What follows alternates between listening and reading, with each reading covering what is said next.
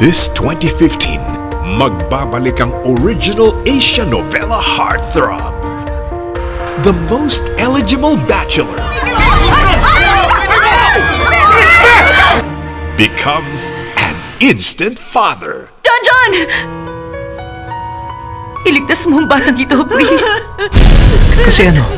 Kasi anak mo siya! Magkakilala ba tayo? Hindi. Kung ganon, paano ka naging ina ng anak ko? Paimbestigahan mo na lang muna ang tungkol doon.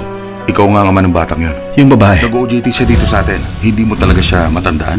Bubuksan niya ang kanyang puso para sa isang anak na ngayon lang nakilala. Ano ba sa tingin mo ugali ng papa mo? Ang sabi ni Mama, isang hero daw ang papa ko. Siya ang anak ko. Siya nga ba ang papa ko? Oo, siya ang papa mo. Naramdaman ko kung paano magalit ng matindi sa father ko.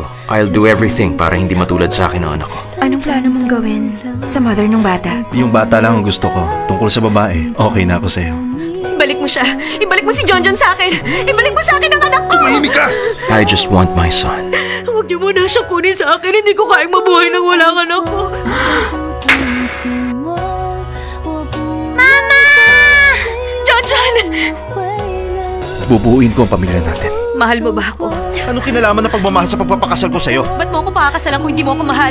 Pero handa na rin ba siyang magmahal? May nararamdaman ka para sa akin? Starring Jerry Yan in his most challenging and romantic role. Loving is never forgetting. Unforgettable love. Malapit na.